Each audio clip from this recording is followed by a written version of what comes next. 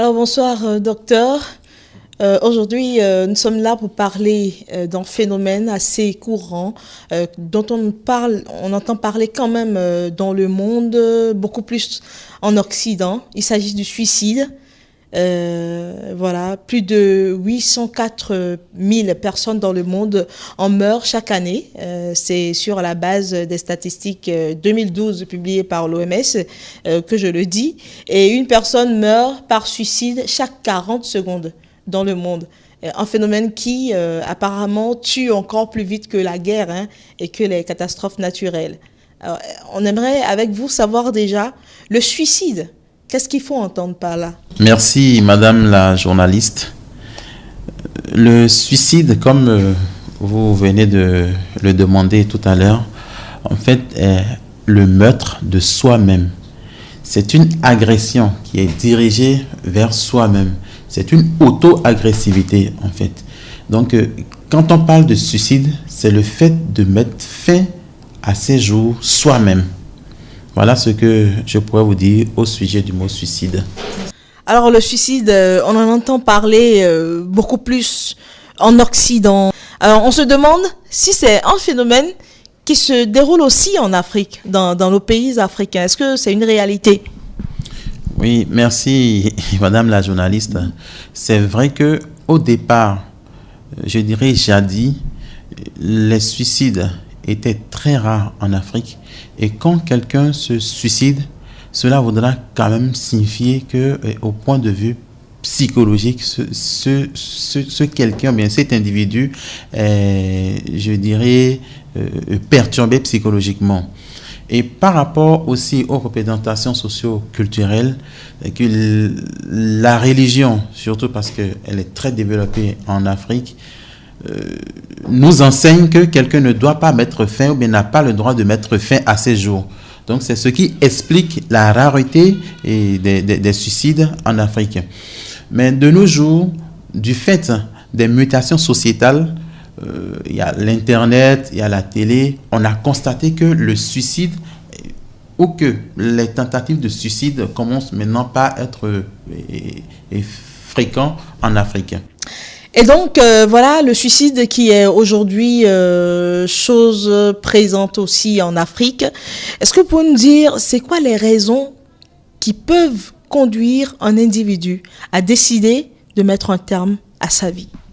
Quand on prend 100 personnes qui se suicident, ou bien 100 personnes qui font une tentative de suicide, c'est qu'il y a au moins 95% qui souffrent de troubles mentaux. Donc, cela voudra dire qu'en fait, que la base, le soubassement sur lequel se repose tout suicide ou toute tentative de suicide, c'est la pathologie mentale. Maintenant, quand on dit la pathologie mentale, ce n'est pas forcément les psychoses graves. D'ailleurs, les études scientifiques ont prouvé que les troubles de l'humeur, je veux parler en l'occurrence de la dépression, constituent la pathologie, ou bien je dirais le socle conduisant quelqu'un à faire une tentative de suicide. Habituellement, on se rend compte que sur 95 personnes et 95% des gens ayant fait une tentative de suicide ou sont passés carrément de l'autre côté, on constate qu'il y a 50 à 80% de ces personnes-là qui souffrent de troubles de l'humeur, et en l'occurrence la dépression.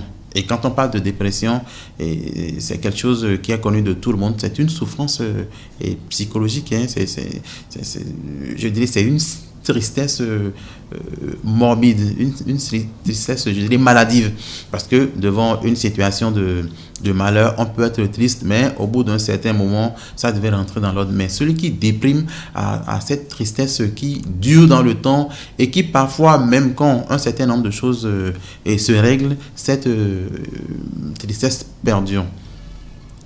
Il faut noter qu'à côté de ces troubles de l'humeur dans lesquels j'ai cité la dépression, il y a l'aspect maniaque. Là, maintenant, c'est une joie pathologique. La personne est hyper contente, elle est hyper joyeuse. Et à la limite, dans ses productions, je dirais, excessives de joie, il peut faire des gestes en fait, qui vont le conduire au suicide sans qu'en fait qu'il ne soit, qu'il se soit décidé.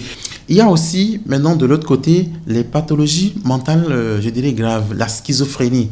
Au cours des schizophrénies, quand même, qui affectent profondément le système de réalité, et l'individu, du fait de sa production délirante, du fait qu'il se sente persécuté, mais c'est complètement délirant, peut se défenestrer, par exemple. Il est dans cette salle, il se rend compte qu'il est envahi par des mercenaires alors qu'il n'y a rien. Il se trouve envahi par la police, envahi par des gens qui veulent peut-être l'agresser. Il peut se défenestrer et donc du coup, s'il était peut-être au 5e, au 6e, au 7e étage, il se défenestre et voilà, il se suicide sans que ça ne soit volontaire. Alors, oui. mais comment est-ce que quelqu'un peut savoir qu'il a des troubles d'humeur ou est-ce que la personne peut savoir à l'avance qu'elle est prédisposée au suicide? Oui, on peut le savoir. Comme je l'ai dit, quand on a un antécédent familial de troubles de l'humeur, de dépression, on peut se dire, tiens, dans ma famille, mon père a été dépressif, ma mère a été dépressive, je peux l'avoir. Et d'ailleurs, on entend souvent en consultation, j'ai vu ma mère en souffrir, elle était très mal tout le temps, j'espère que c'est pas ça qui est en train de m'arriver. Donc, dès qu'on commence par se sentir triste, je dirais de façon un peu excessive et ça perdu dans le temps avec quelques symptômes comme l'insomnie, l'irritabilité, on perd l'élan de vie, on a le dégoût à tout, on perd on devient amotivé. Ça, c'est quand même des symptômes qui attirent vers la dépression. Et il faut consulter au minimum un psychologue ou carrément un psychiatre pour que le diagnostic de dépression soit posé et que la prise en charge soit mise en route. Et dans ce cas, comment se fait la prise en charge? Une fois que la personne est allée vers les spécialistes, a eu à échanger avec les spécialistes, la suite, c'est quoi, la démarche? Quand on parle de dépression, vous savez, il y a deux grandes causes. Soit la cause est psychologique ou bien psycho-socio-environnementale. Et donc, du coup, le spécialiste cherchera à aller comprendre ces causes-là et aider le sujet à avoir des pensées ou bien des solutions alternatives.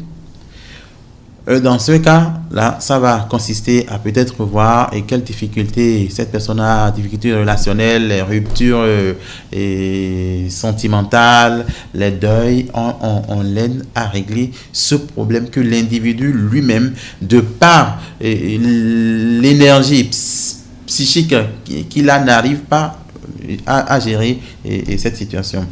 Auquel là aussi,